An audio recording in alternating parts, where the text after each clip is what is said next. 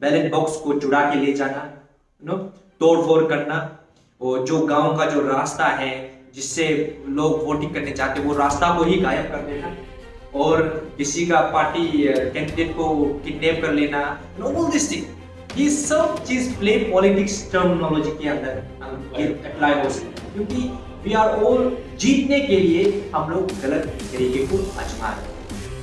उन्हें लगता है कि that is how it is, ऐसे तो नहीं होता है, पैसा लेकर तो बहुत देता है, that's how we should do it, there is no other alternative, ऐसा कुछ नहीं, यही तो प्रकार है। बट दे डोंट नो इसका रिपल इफेक्ट जो है कहां तक है। तो का दो वो हम सब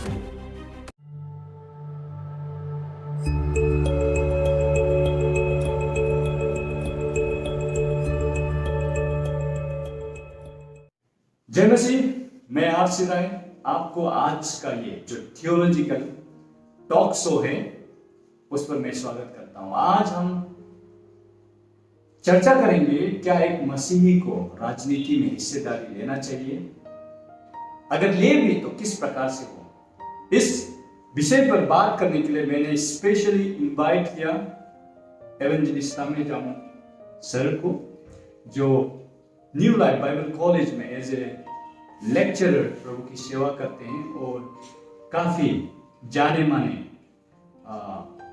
प्रभु दास है आप CRC के बैनर के अंदर में। तो उनसे आज हम इस विषय पर उनसे हम सुनेंगे और वचन क्या कहता है, ये सभी बातों पर हम चर्चा करेंगे, हम सर से सुनेंगे। तो सर आपका हम स्वागत करते हैं मेरे चैनल में, और on behalf of my subscriber family आपको एक वार्म वेलकम्स और ग्रीटिंग्स फॉर द सीजन। तो सर हम जानना चाहेंगे कि हम कई बार हमें लगता है कि जो शब्द हम सुनते रहते हैं कि हमें लगता है कि उसका मीनिंग हमें पता है, तो कई बार हम गलत उसका परिभाषा भी निकाल लेते हैं। तो बहुत सारे लोग कहते हैं पॉलिटिक्स इज डर्टी, राजनीति गंदा है। तो ये राजनीति होता क्या है, तो हम थोड़ा सा आपसे इस विषय में जानना चाहेंगे। सबसे पहले मैं धन्यवाद कहना चाहूँगा आपको, और आपके इस चैनल में मुझे स्वागत करने के लिए आपने जो न्योता दिया उससे मैं बहुत धन्यवाद, और आपके दर्शकों को भी क्रिसमस ग्रीटिंग्स मेरे तरफ से और मेरे परिवार की तरफ से। ये जो शब्द है, आप अभी जैसे आप जानते हैं अभी पंचायत इलेक्शन चल ही रहा है, और इस विषय को लेकर कई बार लोग कंफ्यूज हैं, और लोग स्पेशली विश्वासी कई बार पूछते हैं कि ये क्या है, हमें एज विश्वासी, हमें विश्वासी होकर पॉलिटिक्स में इन्वॉल्व होना चाहिए या नहीं चाहिए। आपने बहुत सही सवाल किया कि पॉलिटिक्स का अर्थ कई बार हमें नहीं पता है, इसीलिए हम शायद समझ नहीं पा रहे हैं कि हमें करना चाहिए या नहीं चाहिए। तो इससे कि हम कुछ बात को आगे बढ़ाएं, इससे पहले हमें ये जानना जरूरी है कि हम पॉलिटिक्स जो शब्द है उसका मतलब क्या है, वो कहां से आया है, और उसका रियल इंटेंशन क्या है। पॉलिटिक्स जो शब्द है वो ग्रीक शब्द पॉलिटिका, POLITICA, पॉलिटिका शब्द से आया है, जिसका मतलब होता है affairs of the cities, affairs of the city in the sense आज जो कुछ भी है, आप क्या कपड़े पहनते हो, कौन सा दुकान से क्या सामान लेते हो, कौन सा रास्ते पे आप चल रहे हो, आप कौन सा गाड़ी पर चलाते हो, हर एक चीज सिटीज हमारे कम्युनिटी में जो कुछ भी अफेयर्स चल रहा है वो सब पॉलिटिक्स है। पॉलिटिक्स का एक बहुत बड़ा एक हिस्सा है, एक पार्ट है। तो पॉलिटिक्स सब जो है हमारा समाज से जुड़ा हुआ है, वी आर ऑल इंटरकनेक्टेड। कई बार हम जब समझते हैं कि जो लोग इकोनॉमिक्स के बारे में जानते हैं उन्हें पता होगा, और जो नहीं जानते शायद मैं थोड़ा सा हाईलाइट कर दूं कि जब GDP ग्रोथ कम होता है, कई बार हम सोचते हैं कि GDP ग्रोथ कम होने से हमारा क्या है, सबसे हमारा क्या फॉल्ट है। ऐसा नहीं है, ये सब इंटरकनेक्टेड। कैसा? फॉर एग्जांपल, अगर किसी आपके घर में 4 लोग हैं और चारों का कमाई नहीं हो रहा है, उसी प्रकार हमारे देश में लोगों के पास में रुपया नहीं है, तो इसका कनेक्शन पूरा देश पे पड़ता है। वो कैसे? वो लोगों के पास में अगर रुपया नहीं है कमाई खर्च करने के लिए, वो जाकर खर्च नहीं करेगा, और जब खर्च नहीं करेगा तो दुकान का जो दुकानदार है उसका सेलिंग नहीं होगा, और जब दुकान का सामान सेलिंग नहीं होगा, जो कंपनी वो प्रोडक्ट्स बना रहा है उस प्रोडक्शन हाउस का भी प्रोडक्शन नहीं होगा, और प्रोडक्शन जब नहीं होगा, जो प्रोडक्शन हाउस में जो कुछ भी बन रहा था, बनाने वाले लोग हैं वो सब लोग अनएम्प्लॉयड हो जाएंगे। तो ये सर्कल इंटरकनेक्टेड है सब लोग, और ये सब मिलकर हमारा इकोनॉमी को चलाता है। उसी प्रकार पॉलिटिक्स भी उसी प्रकार से कि हम सब इंटरकनेक्टेड है। आप क्या कपड़ा पहन रहे हो, कौन सा इलेक्ट्रिक बिल दे रहे हो, खाना पीना, कपड़ा पहनना, गाड़ी चलना, रास्ते पे चल रहे हो, सब कुछ इंटरकनेक्टेड है। तो कोई भी पॉलिटिक्स से हरे नहीं। तो अभी जिस तरह से आप कह रहे हैं, तो इसका मतलब तो यही निकल के आता है कि चर्च भी इफेक्ट करता है पॉलिटिक्स। बिल्कुल सही, बिल्कुल सही।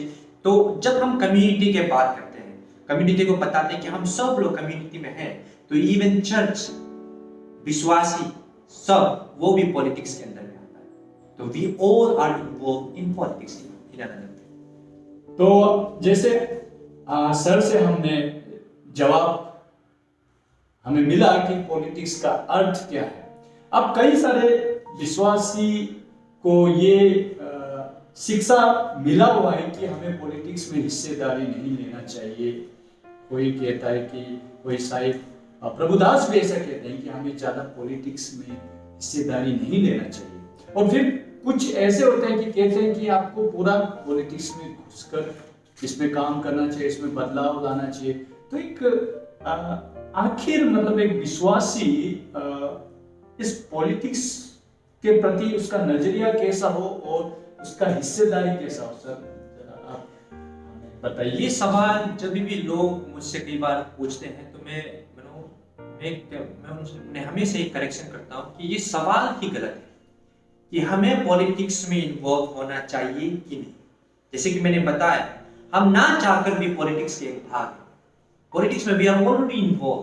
सो हम बिना चाह के भी, फॉर एग्जांपल आप अगर आप रास्ते पे गाड़ी चला के चल रहे हो और आप कंप्लेन कर रहे हो कि ये रास्ता इतना खराब है, क्यों खराब है ये रास्ता, you are making a political statement. अगर आप कहते हो कि आप जब गाड़ी खरीदने जाते हो तो गाड़ी का दाम जो है कुछ ज्यादा ही है, रियल मैन्युफैक्चरिंग का प्राइस कम है लेकिन ज्यादा है, क्यों, टैक्स की वजह से। तो आप कहते हो इतना टैक्स लगाने की क्या जरूरत है, you are making a political statement. So we are all in another way we are politically active. हम लोग सब इन्वॉल्व हैं। आप जितने भी लोग वोट देते हो, you are making a political choice. So it is politics से हमें इन्वॉल्व होना चाहिए कि नहीं चाहिए, ये सवाल ही गलत है, बल्कि सवाल ऐसा होना चाहिए कि हमें पॉलिटिक्स में किस प्रकार से इन्वॉल्व होना चाहिए। तो आप शायद सोच रहे होंगे कि आप पॉलिटिक्स में आप हिस्सेदारी नहीं ले रहे, तो अभी आप जान गए कि हम सभी इस पॉलिटिक्स में कहीं ना कहीं किसी ना किसी तरीके से हम सभी जुड़े हुए हैं और हम इफेक्ट करते हैं। तो यहाँ पर अब सवाल जिस तरह से सर कह रहे हैं कि यहाँ में भी सवाल आता है कि हमें किस तरह से हिस्सेदारी होना चाहिए हमारा, यानी कि एक मसीही को किस तरह से, एक चर्च को किस तरह से पॉलिटिक्स के लिए वो इन्वॉल्व हो या हिस्सेदारी हो उनका या पार्टिसिपेशन हो, तो किस तरह से, क्या बाइबल हमें कुछ गाइडलाइंस देता है या कुछ स्पेशली परमेश्वर का वचन कुछ हमें डायरेक्ट करता है? तो हम सर से इस विषय में सुनते हैं। सबसे पहले ये सवाल जो है पॉलिटिक्स में इन्वॉल्व होना चाहिए, जैसे कि हम डिस्कस कर रहे हैं, जैसे कि हम जान गए कि पॉलिटिक्स में हम चाहकर भी नहीं चाहकर भी इन्वॉल्व हैं। कई बार लोग कहते हैं कि no I am not interested in politics, तो मैं वोट भी नहीं देता। जो लोग इवन वोट नहीं देते हैं, they don't cast their votes, still they are part of the politics. How? उसके वोट नहीं देने की वजह से किसी का वोट बढ़ रहा है, किसी का वोट घट रहा है, और किसी का गिनती में डिफरेंसेस आ रहा है, उसकी वजह से कोई हार रहा है, कोई जीत रहा है उसके वोट नहीं देने से। So we are in another way, we are all political and we are, no one is apolitical, we say. तो अभी जब बात आता है कि पॉलिटिक्स में इन्वॉल्व होना, politics, we should play politics, ये टर्म है प्ले पॉलिटिक्स। डिक्शनरी में, मेरियम वेबस्टर डिक्शनरी में डिफाइन किया है, it is to say or to do things for political reasons instead of doing what is right or what is best for the people. Politics खेलना, ये शब्द जो है इसका एक डेरोगेटरी रिमार्क्स आ रही है लोगों के, और डिक्शनरी में भी उस प्रकार से डिफाइन किया गया है कि जो चीज लोगों का भलाई के लिए उसको नहीं करके अपने बेनिफिट्स के लिए, पॉलिटिकल गेन के लिए मैनिपुलेट करना इस प्लेइंग पॉलिटिक्स टर्म का मतलब है. So in that way we should not play politics according to वेरियन डिक्शनरी, कि हम लोग अपने बेनिफिट्स के लिए, अपने फायदे के लिए लोगों को गलत रास्ते पे लेके जाए, गलत चीजों को करें. रिसेंटली जैसे कि बहुत अरुणाचल में, हम we are in Arunachal Pradesh, so in that context we all know कितना खतरनाक तरीके से होता है बैलेट बॉक्स को चुरा के ले जाना, तोड़फोड़ करना, और जो गांव का जो रास्ता है जिससे लोग वोटिंग करने चाहते हैं वो रास्ता को ही गायब कर देना, और किसी का पार्टी कैंडिडेट को किडनैप कर लेना, ऑल दिस थिंग. ये सब चीज प्ले पॉलिटिक्स टर्मिनोलॉजी के अंदर अप्लाई हो सकता है, क्योंकि वी आर ऑल जीतने के लिए हम लोग गलत तरीके को आजमा रहे हैं. इन दैट सिंपल वे कई बार हम सोचते हैं पॉलिटिक्स को, अगर आप इन अनदर वे आप अगर देखें कि फुटबॉल जो गेम है बहुत सुंदर गेम है, मुझे बहुत पसंद है फुटबॉल. तो फुटबॉल जब आप खेलते हो, फुटबॉल का साधारण सा गोल यही है कि लोग एक दूसरे को टीम वर्क के साथ में स्ट्रेटेजी बनाकर गोल दे, और सबसे ज्यादा गोल जो देगा वही जीते. लेकिन इसी गेम में साधारण सा जो गेम है, इस गेम के अंदर कोई अगर बॉल के जगह पर लोगों का जो अच्छा प्लेयर के पांव तोड़ने में लगा हो, रेफरी को मैनिपुलेट करने में लगा हो रुपया देकर, वो सब गलत है. इवन फुटबॉल भी गलत हो सकता है अगर हम इस प्रकार से करें. तो उसी प्रकार से जब पॉलिटिक्स की हम बात करते हैं, politics is simple. We should cast our vote, सही लोगों को चुने, सही लोगों को वोट दें और सही तरीके से करें तो बिल्कुल गलत नहीं. लेकिन जब हम रुपए मैनिपुलेट करके, कास्ट कर, किसी को धमकी देकर, किडनैप करके बैलेट बॉक्स को गायब करना हो, ये सब चीज मैनिपुलेट अपने फायदे के लिए लोगों को इस्तेमाल करना, ये पॉलिटिक्स में गलत है. वैसे पॉलिटिक्स जितना तक मैं सोचता हूँ ये सही तरीके, क्योंकि इसी से ही हमारा समाज बनता है, पॉलिटिक्स से ही हमारा समाज बनता है, और पॉलिटिक्स सही हो तो हमारा समाज सही हो. अगर समाज सही हो तो ये चर्च को भी इफेक्ट करता है.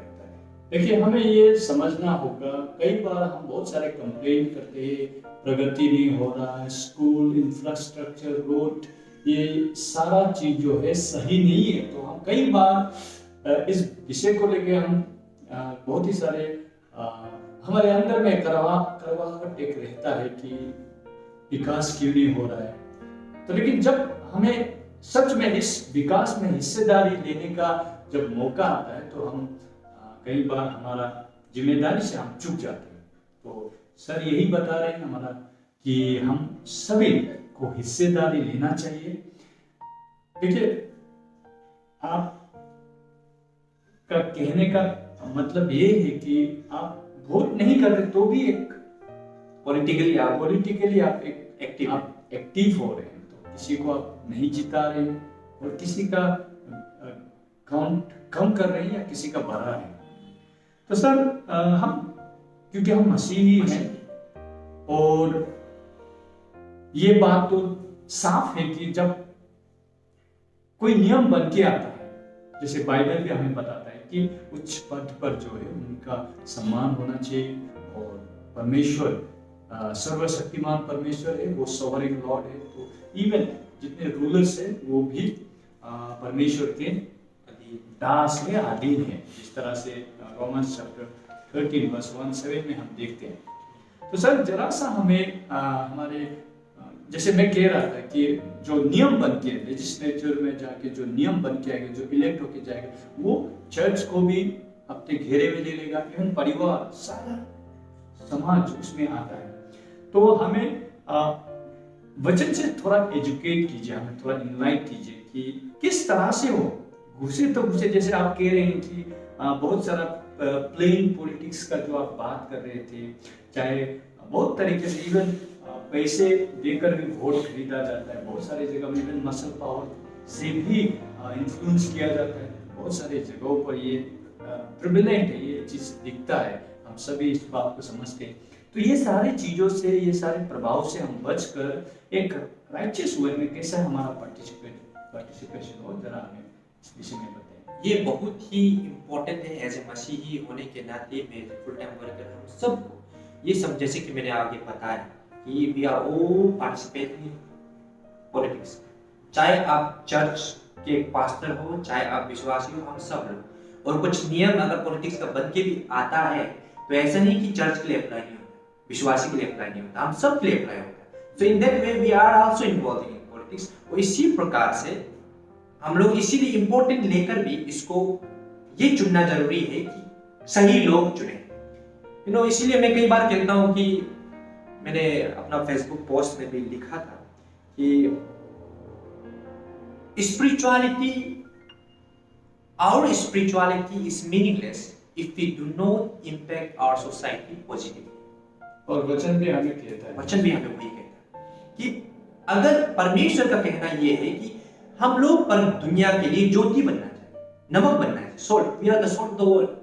तो अगर हम लोग जब सोल्ट नहीं बनेंगे, लाइट नहीं बनेंगे, तो कौन बनेगा? तो परमेश्वर का ये बहुत बड़ा एक आज्ञा, और परमेश्वर ने ये आदेश दे रखा हमने हमें कि हम एक ज्योति की तरह काम करें, लोगों को सही डायरेक्शन दें। आज पॉलिटिक्स में चर्च सही गॉडली लोगों का, परमेश्वर को भय रखने वाले लोगों का गाइडेंस की बहुत जरूरी है।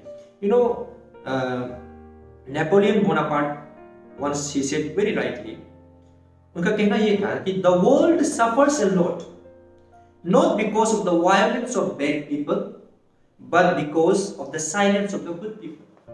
ये दुनिया इतना तकलीफ परेशानी में है, इतना लोग तकलीफ झेल रहे हैं पॉलिटिकली, इट्स नॉट बिकॉज कि गलत लोग राज कर रहा है, इट्स बिकॉज कि सही लोग आगे नहीं आ रहे, they are silent, they think we should not participate in this, we should not speak on this, हम लोग इसके बारे में विषय को बात नहीं करना चाहिए। और उस साइलेंट के वजह से जो लोग गलत लोग हैं वो राज करने की वजह से आज समाज तड़प रहा है, आज समाज गलत रास्ते पे है, आज समाज बर्बाद हो रहा है और बहुत सारे करप्शन हो रहा है। तो हमें एज क्रिश्चियन मसीही होते हुए जो परमेश्वर ने राह दिखाया है कि हम लोग सही ज्योति बन के समाज में आए।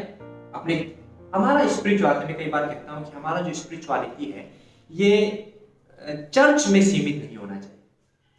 कई बार हम सोचते हैं कि हमारा जो स्पिरिचुअलिटी है चर्च तक सीमित रहे, संडे सर्विस में आया, संडे सर्विस जाते ही हमारा स्पिरिचुअलिटी बदल जाता है, we are different person. No, we should, our spirituality should also be in the church in the same time in our society.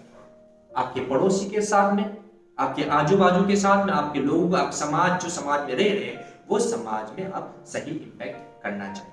तो जहां तक आपका सवाल है कि बिब्लिकली जब हम बात करते हैं कि बिब्लिकली हमारा क्या रेस्पॉन्स रहेगा इसको, अगर आप सचमुच में बाइबल पर जाकर खोजने की कोशिश करें कि हमें पॉलिटिक्स में कैसे इन्वॉल्व होना चाहिए, सब चीजें, आप डिसअपॉइंट हो जाओगे क्योंकि वहां पर ऐसा कुछ नहीं मिलेगा, क्योंकि उस समय का परिस्थिति, परिस्थिति बिल्कुल अलग था। तो ओल्ड टेस्टामेंट में भी आपको नहीं मिलेगा, न्यू टेस्टामेंट में भी नहीं मिलेगा। ओल्ड टेस्टामेंट के समय में उनका राजा सिस्टम था, मोनार्की था, तो उनके डेमोक्रेसी नहीं है कि आप वोट देकर किसी राजा को चुनते हो, ऐसा बिल्कुल भी नहीं था। तो मोनार्की सिस्टम होने के वजह से और वोटिंग सिस्टम नहीं होने की वजह से, डेमोक्रेसी नहीं होने की वजह से, उसका जो system we can not bring any implication from there. But हम लोग जब बाइबल को पढ़ते हैं वहां से कुछ प्रिंसिपल्स हैं जो लोग पार्टिसिपेट करते वक्त किस प्रकार से पार्टिसिपेट किए थे, हम वहां से कुछ चीज सीख सकते हैं। Just for getting overall principal from it. लेकिन आप गहराई से देखोगे कि हमें वोट देना चाहिए, नहीं देना चाहिए, ये सब चीज अगर खोजोगे, you will be disappointed because you won't find anything. ऐसा कुछ भी नहीं मिलेगा एक्सप्लिसिटली, ऐसा कुछ भी नहीं मिलेगा। लेकिन ओवरऑल न्यू टेस्टामेंट में 2 बिब्लिकल वर्ड्स हैं जो एक्सप्लिसिटली पॉलिटिकल टर्म को इस्तेमाल करके बोला गया है, 2, और वो भी प्योरली हमें पॉलिटिक्स में इन्वॉल्व होना चाहिए कि नहीं चाहिए उसकी विषय में बात नहीं कर रहा है। वो यही बता रहा है कि हमें अपने अथॉरिटी, गवर्निंग अथॉरिटी के साथ किस प्रकार से हमारा बर्ताव रहना चाहिए।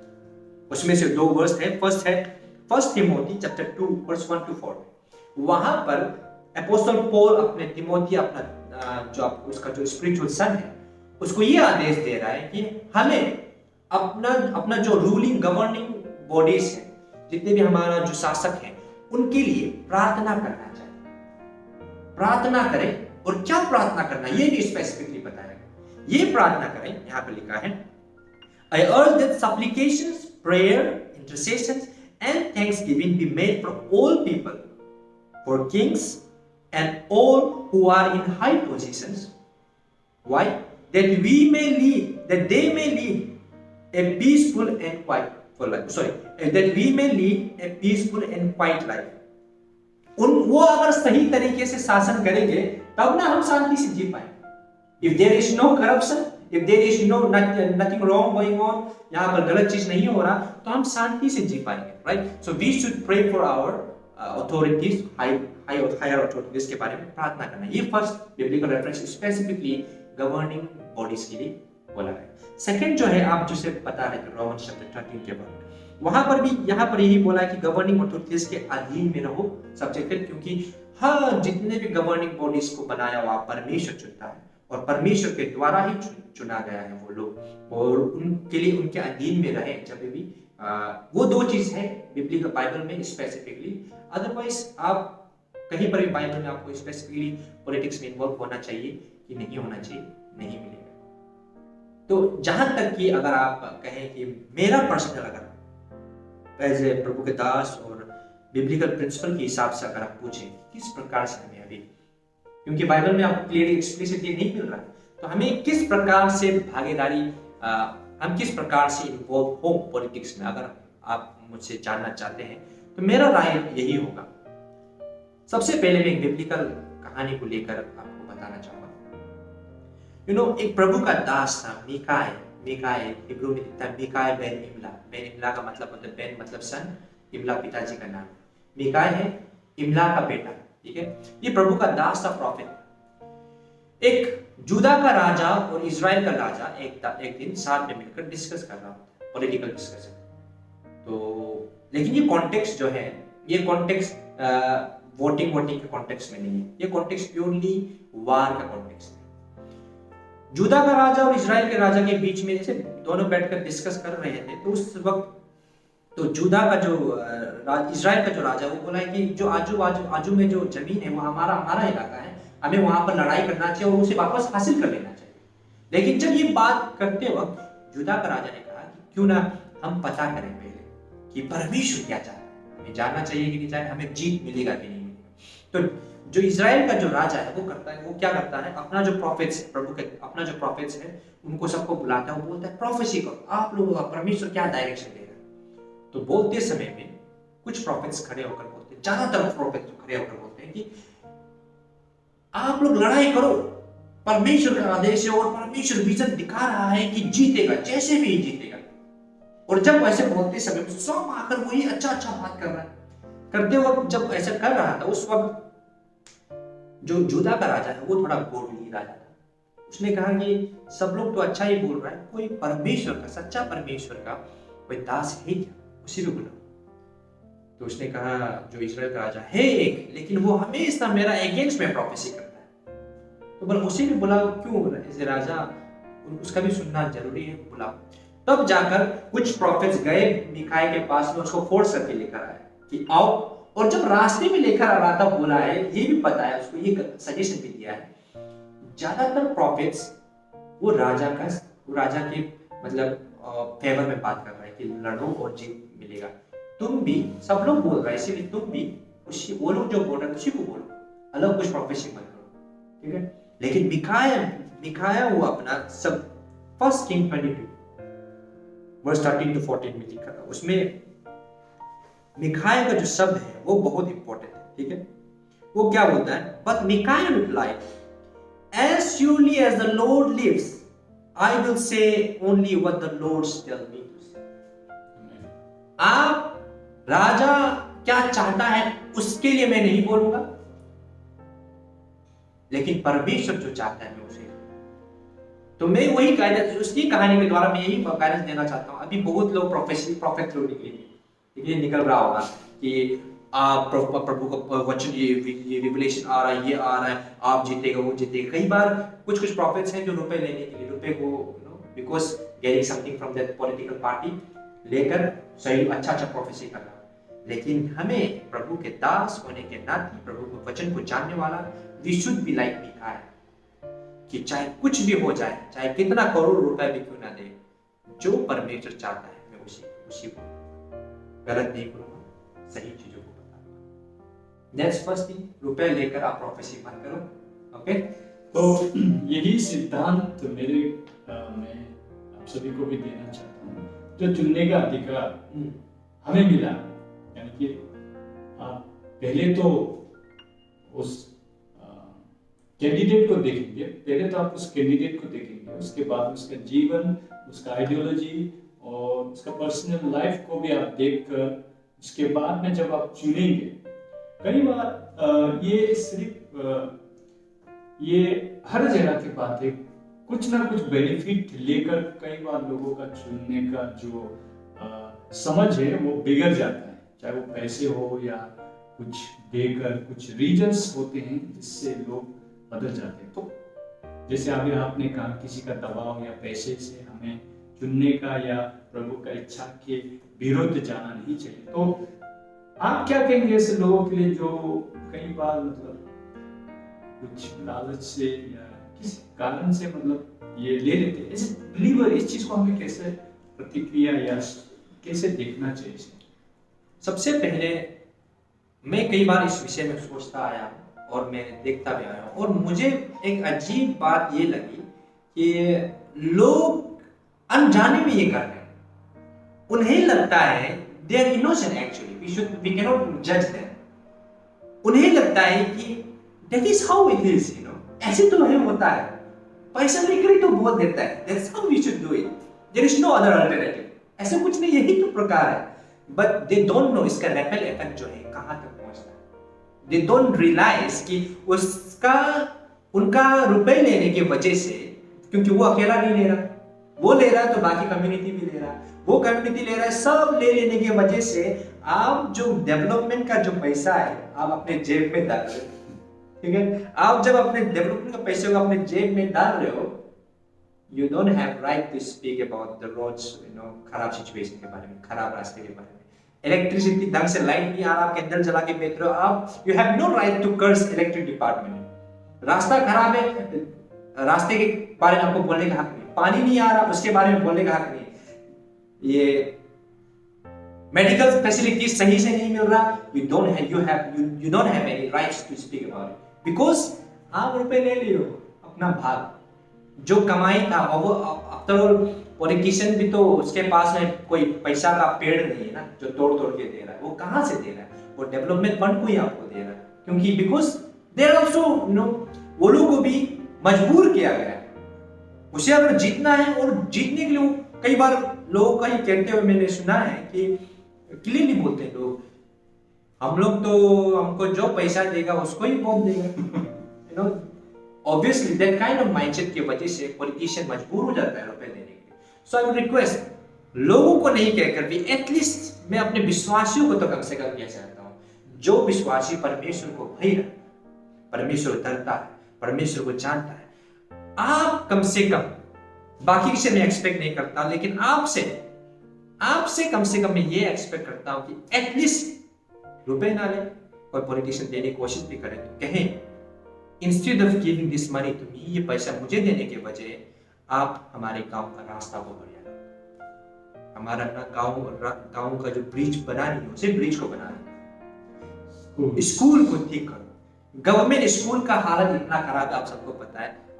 आखिरकार हम अपने स्कूल, गवर्नमेंट स्कूल में अपने बच्चों को भेजते हैं, वहीं पर टूटा फूटा चेयर में रह रहे हैं और कभी कंप्लेन नहीं करते, because we have taken the money already.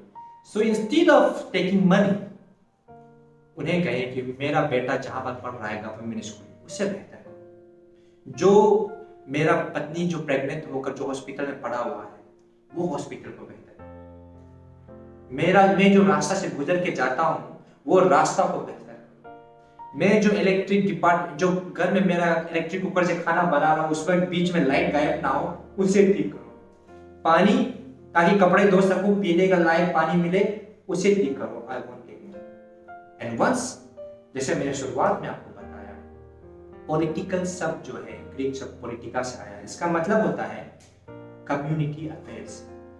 जब इंडिविजुअल डेवलप होगा तब कम्युनिटी डेवलप होगा, जब इंडिविजुअल बेहतर होगा तब कम्युनिटी बेहतर होगा। So don't be greedy. ये समय में बहुत लोग आएंगे रुपए लेकर आपके पास, डोंट बी ग्रीडी एंड बहुत लालच में ना पड़ जाए। मैं कई बार लोगों को ये कहता हूँ कि 5 साल तक आप पॉलिटिक्स के वजह से आप जिंदा नहीं हो, पॉलिटिक्स का पैसा के वजह से, और आपको जो भी मिलेगा 5-10 हजार से क्या हो जाएगा, कुछ नहीं होगा। तो सेक्रीफाइस करो इस वक्त। आप लोग चर्च में कई बार सेक्रीफाइस डोनेशन देते हो, नो क्रिसमस डोनेशन देते हो, क्या क्या प्रभु के दास को देते हो, ये डोनेशन वो डोनेशन देते हो। उसी प्रकार से इस बार रुपया ना लें और कहें रुपया नहीं लेकर मैं अपना समाज में एक सही चीज डोनेट करता हूं। तो जैसे आप अभी सुने सर से कि देखिए ये छोटे मोटे चीज से ही बहुत बड़ा इफेक्ट हमें दिखाई देता है। आप 1-2 रुपया करके लोगे तो वही चीज जो कहीं ना कहीं से करप्शन, एक्चुअली वचन में जैसे वचन भी कहता है कि घूसखोरी पाप है, और जो घूसखोरी तो पाप वो घूसखोरी में आता है, फेवर चाहने के लिए कुछ देकर कुछ फेवर करना, घूसखोरी। तो घूसखोरी भी वचन में साफ साफ कहा है पाप है। तो हमें ऐसा नहीं करना चाहिए, क्योंकि आप ऐसा करके आप अपने मेडिकल का जो फैसिलिटी उसे हम खाए जा रहे हैं, सर बता रहे हैं, आपके बच्चे के भविष्य को भी आप खाए जा रहे हैं, और जो सड़क है उसे भी आप खाए जा रहे हैं। तो बाद में जाकर आप गुस्सा करके, नाराज होकर, कंप्लेन करके कुछ फायदा नहीं, क्योंकि हम खुद ही अपने पेट पर कुल्हाड़ी मार रहे हैं। सही। तो इस चीज को हमें, इस चीज से हमें बचना चाहिए। तो बहुत ही सुंदर तरीके से हमारे ब्रदर सर ने बहुत ही सुंदर तरीके से सरल भाषा में आपको समझाया कि एज ए चर्च हमें किस तरह से पार्टिसिपेट करना चाहिए और हमारा क्या रोल है इसके विषय में बताया। तो लास्ट में जाते जाते आखिरी कुछ शब्द, 1-2 शब्द जो अभी वोट मारने जा रहे हैं, नया वोटर्स जो फर्स्ट टाइम कोई मारेंगे, तो उनके लिए हम कुछ आपकी तरफ से कुछ संदेश, इसके बाद में हम इस शो को यहीं पर रखेंगे।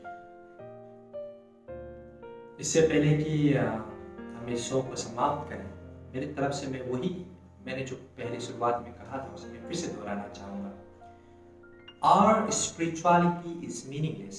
हमारा जो स्पिरिचुअलिटी है उसका कोई मतलब नहीं रहेगा अगर if we do not impact our society positively। अगर हम अपने समाज में सही तरीके से इम्पैक्ट नहीं डाल पाए, तो though you don't have money, you know, you have this, you have your hand। आपको ये पावर दिया हुआ है, आप सही लोगों को चुने।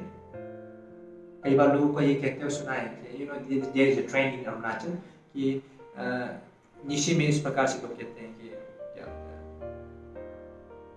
तुका दोबुम सम्मुजित। तुका दोबुम सम्मुजित का अर्थ होता है कि जिसके पास रुपया है उसे ही लीडर बनने दो। यू नो, तुका दोबुम सम्मुजित का वो ऐसा नहीं कहकर हमें ये कहना चाहिए था क्वालिटी दोबुम सम्मुजित। जिसके पास में क्वालिटी है उसे बनने दो, रुपया है उसे बनने दो, ऐसा नहीं कहकर क्वालिटी है इसीलिए बनने दो। सो my request for all of you, as a प्रभु के दास, as a co-believer, as a co-perisher together, family, मैं आप सब से ये दरख्वास्त करूँगा, क्वालिटी को देख कर दें, ना कि रुपए को देखकर, and you will do the best. Just put your vote to the person who has quality, and rest, it will be okay. Thank you so much. ये बहुत बहुत धन्यवाद ब्रदर, आपका ये वचन से जो रिफ्लेक्शन दिया और हमें अगुवाई किया, और आज यहाँ पर अपने बिजी स्केड्यूल को छोड़ के यहाँ पर समय निकालकर हमारे चैनल के लिए आपने ये जो न्योता को स्वीकार किया, इसके लिए मैं आपको बहुत बहुत धन्यवाद देता हूँ। प्रभु आपको इसी तरह से इस्तेमाल करते रहें, और हमारे सब्सक्राइबर परिवार से भी आपको बहुत बहुत धन्यवाद on behalf of all my small lovely community. तो यदि आप नए हैं और इस वीडियो को देख रहे हैं तो मैं आपसे रिक्वेस्ट करता हूँ इस सेवकाई को सपोर्ट करें। सब्सक्राइब करके कुछ नहीं जाता, सब्सक्राइब करने में कुछ नहीं जाता, बल्कि मैं इनकरेज होऊंगा कि लोग मेरी सेवकाई को सपोर्ट कर रहे हैं। तो धन्यवाद इस शो को आखिरी तक देखने के लिए। अब हम नए नए एरियाज को एक्सप्लोर करते जा रहे हैं हमारे इस चैनल में, तो बने रहिए। प्रभु आप सभी को आशीष दे और ऐसी प्रार्थना और कामना के साथ में ये शो को मैं यहीं समाप्त करता हूँ। God bless you. Thank you for watching.